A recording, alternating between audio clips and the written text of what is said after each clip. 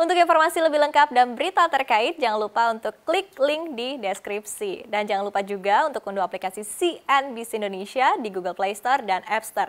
Dan yang terakhir, jangan lupa untuk subscribe ya.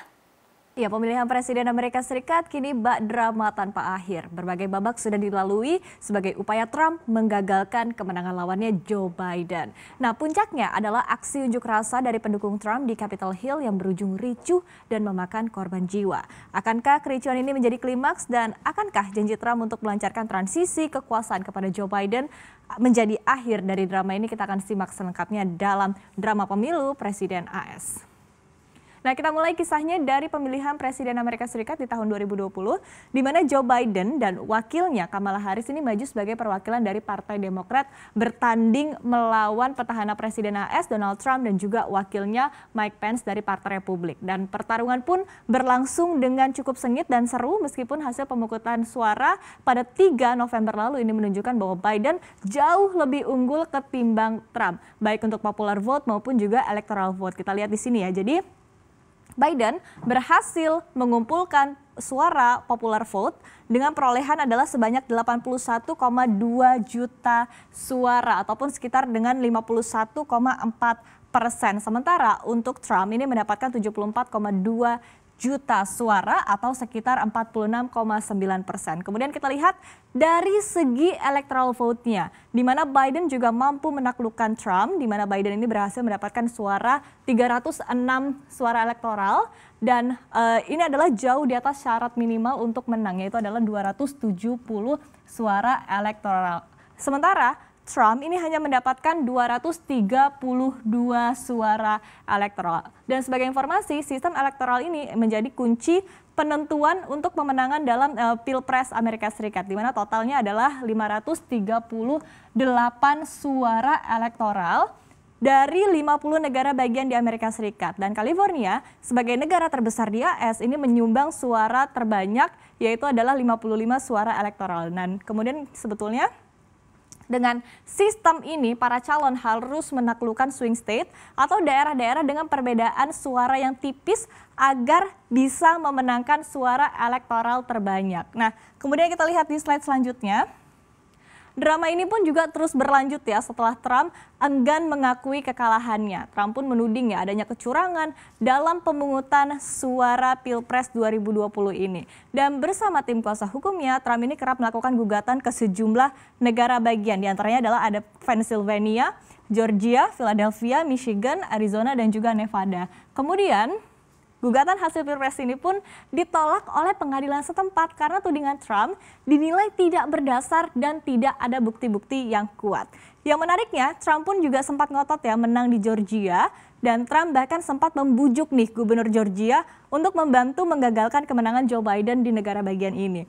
Namun, upaya Trump ditolak mentah-mentah oleh sang gubernur Brian Kemp. Nah, kalau kita ketahui memang bukan Donald Trump ya kalau bisa ngaku kalah begitu aja. Jadi tidak tinggal diam, Trump pun terus melontarkan kecaman dan juga ancaman. Bahkan ia sempat disebut akan mengumumkan darurat militer dan melakukan investigasi menyeluruh atas kecurangan pemilu. Meski demikian, upaya ini tidak dilakukan oleh Trump. Nah, di berbagai kesempatan, Trump juga terus mengumpulkan massa untuk melakukan aksi demo besar-besaran untuk menentang kemenangan Joe Biden dan juga Kamala Harris. Kita lihat di slide selanjutnya. Nah, ini adalah babak puncaknya adalah aksi demonstrasi massa pendukung Trump di gedung Capitol pada 6 Januari kemarin, di mana siapa sangka prosesi sidang pengesahan presiden terpilih oleh Senat yang biasanya ini berjalannya lancar-lancar aja, mulus aja dan tidak menarik perhatian publik, justru berlangsung ricuh dan bahkan ada korban jiwa di sini. Dan kita lihat di sini ya, jadi semuanya ini berkat massa pendukung Trump yang berupaya untuk menggagalkan sidang Senat. Nah, sebetulnya selain pengesahan untuk Joe Biden dan juga Kamala Harris, yang dituntut dari para pendukung Trump ini adalah menentang hasil pemilu Senat Amerika Serikat. Kenapa?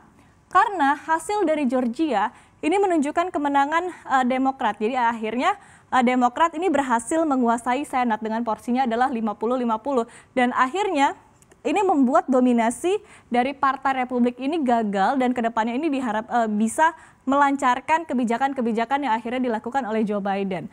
Dan sebelumnya pada pagi hari di tanggal 6 Januari ini, Trump sempat berkampanye di Ellipse Park, Gedung Putih, dan akhirnya memberikan seruan ya bahwa dirinya tidak akan pernah menyerah. Trump juga mengulangi seruan kepada wakil presidennya yaitu Mike Pence untuk menolak kemenangan dari Biden. Nah, menariknya adalah wakil presiden ini justru membelot dari Trump. Jadi Pence pun mengaku ya bahwa dia tidak memiliki wewenang untuk melakukan apa yang diminta oleh Trump. Kemudian saat sidang berlangsung, kericuhan pun pecah, kemudian ribuan pendukung Trump ini juga turun menyerang gedung Capitol dan tidak lama muncul laporan pertama tentang 1 orang ditembak dan juga terluka. Jadi korbannya ini adalah seorang perempuan yang dinyatakan tewas dalam beberapa jam kemudian. Akhirnya Biden pun juga langsung mengambil panggung dan mencap aksi ini adalah sebagai aksi pemberontakan. Dan tidak lama Trump pun mencuitkan sebuah video yang meminta kepada para pendukungnya untuk pulang dengan tertib. Tapi tetap ya, Trump kembali menyelipkan kata-kata bahwa pemilu telah dicuri. Kemudian kita lihat yang slide terakhir. Akhirnya kejadian ini pun juga sontak ya menjadi perhatian para pemimpin dunia. Jadi banyak yang mengecam Trump, termasuk dari presiden-presiden AS pendahulunya. Jadi seperti George W. Bush, kemudian ada juga Bill Clinton dan juga Barack Obama yang menyalahkan Trump nih atas kejadian ini. Dan bahkan akibat kejadian ini para loyalis Trump pun yang sudah berbalik arah nih menjadi kontra melawan Trump, termasuk dari para Republikan sendiri. Dan bahkan muncul desakan untuk memakzulkan Trump dengan amandemen ke-25 baik dari DPR AS maupun juga Menteri Kabinet sendiri. Padahal Trump pun akan turun dari jabatannya dalam beberapa waktu sebentar lagi. Dan kini Trump akhirnya memberikan pernyataan resmi yang mengakui kemenangan Joe Biden. Kita lihat di sini. Jadi fokus saya sekarang beralih memastikan transisi kekuasaan yang mulus, teratur, dan tanpa hambatan. Ini adalah pernyataan resmi dari Donald Trump. Jadi kita akan lihat ya ke depannya, akankah ini menjadi akhir dari drama Pilpres AS dan akankah Trump menepati janjinya untuk melakukan transisi kekuasaan yang mulus, teratur, dan juga tanpa hambatan hingga pelantikan Joe Biden di tanggal 20 Januari nanti. Kita akan lihat ke depannya seperti apa.